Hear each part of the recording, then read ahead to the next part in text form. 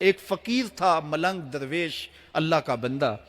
اس کی عادت یہ تھی کہ اپنے ڈیرے پہ آنے والوں کو کھلاتا، ان کو پلاتا، ان کی ضروریات کا خیال رکھتا، لیکن ان کو مالی آسودگیاں نہیں تھیں.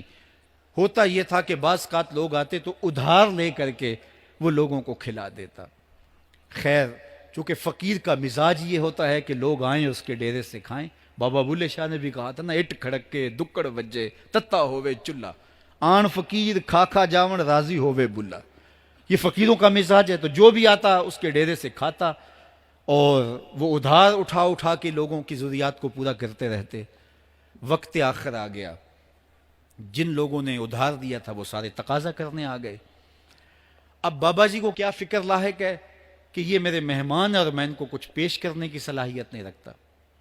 ایک بچہ تھا، وہ کچھ سامان بیچ رہا تھا، پتیسا بیچ رہا تھا یا کوئی اور چیز بیچ رہا تھا.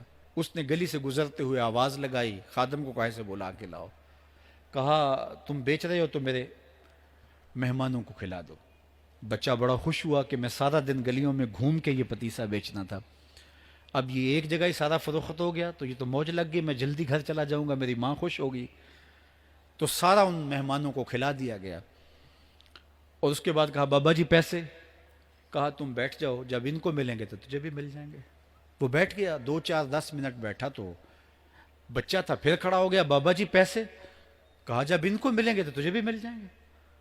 پھر آدھا گھنٹہ گزرا تو پھر اس نے کہا بابا جی پیسے؟ میری ماں میرا انتظار کر رہی ہے، ہمارے گھر کا چولہا اسی سے جلتا ہے، میں یہ پیسے لے کر جاؤں گا اور میری ماں کوئی ہنڈیا خریدے گی اور ہم شام کا گھر کا کوئی سلسلہ کریں گے. کہا بیٹا جب ان کو ملے گا تو تجھے بھی مل جائے گا. بچے نے رونا شروع کر دیا. یتیم بچہ تھا، اس کا سارا آسرا یہی تھا. اس نے رونا شروع کر دیا. جب بچہ رویا اللہ کی رحمت کو جوش آیا. کوئی مرید نذرانہ لے کے ان بزرگوں کے پاس آ گیا اور اشرفیوں کی بھری ہوئی تھیلی پیش کی. وہ اتنے پیسے تھے کہ اس بچے کو بھی دیے، جتنے لوگ آئے تھے سب کا قرض چکایا. کہا جاؤ گھروں کو.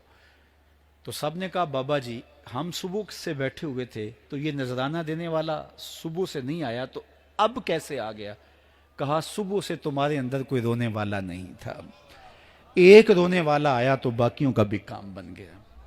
بعض اوقات کسی ایک شخص کی وجہ سے باقیوں کی خطائیں بھی معاف ہوتی ہیں. آج ہم اجتماعی طور پہ تا حد نظر اندر باہر اوپر نیچے اتنے لوگوں کے ہجوم میں اللہ کی بارگاہ سے یہ توقع رکھتے ہیں کہ مالک کتنے ہجوم میں کوئی ایک تو ہوگا جو تیرا لاڈلا ہوگا، کوئی ایک تو ہوگا جو تیرا بہت قریبی ہوگا، کوئی ایک تو ہوگا جس پہ تیری رحمتیں برسیں گی. تو مالک اس کے صدقے سے ہماری خطائیں بھی معاف کر دے، ہمارے گناہ بھی معاف کر دے. کوئی ایک رونے والی آنکھ مل گئی تو باقیوں کا بھی کام بن جائے گا. اٹھ فریدا ستیا تے میلا ویکھن جا، وت کوئی بخشیا مل جاوے تے توں ہی بخشیا جا. میرے مالک ہم سب کی خطائیں معاف کر دے، ہم سب سے درگزر فرما اور ہم سب کے باطن کو ستھرائیاں دے دے، ہمارے اندر کو پاکیزگیاں دے دے. بہت وقت میں نے اور آپ نے صاحب گزار لیا، تیزی کے ساتھ زندگی بیت رہی ہے. میں اگر اپنے آپ کو دیکھوں تو میری زندگی کتنی بہاریں کاٹ چکی ہے. اگر آپ اپنے آپ کو دیکھیں، کوئی 60 سال کو 20 سال کو 25 سال کو زندگی تیزی کے ساتھ گزر رہی ہے. بندہ جب سوچتا ہے کہ میں 40 سال کا ہو گیا ہوں تو آگے میری زندگی کے اگر 30 سال بھی ہیں تو 30 سال تو کافی ہیں، لیکن وہ پیچھے اگر پلٹ کے دیکھے تو 40 سال یوں گزر گئے جس طرح چٹکی بجائی جاتی ہے. جب چٹکی بجانے کے وقت میں 40 سال گزر گئے محسوس ہوتے ہیں تو جو باقی 30 سال اگر ہوئے بھی وہ تو گمان ہے میرا، وہ تو گمان ہے آپ کا. ہمیں تو ایک سانس کا بھی نہیں پتا. پوچھا گیا زندگی اور موت کے بارے میں کیا خیال ہے؟ کہا فجر پڑی ہے، پتہ نہیں ظہر پڑھ سکیں گے یا کہ نہیں. کہا اتنی لمبی امیدیں لگائے بیٹھے ہو. کہا ظہر پڑی ہے، پتہ نہیں عصر پڑھنے کا موقع نصیب ہوتا ہے کہ نہیں. کہا یہ بھی طول عمل ہے. ایک بولا عصر پڑی ہے، پتہ نہیں مغرب پڑھ سکیں گے یا کہ نہیں.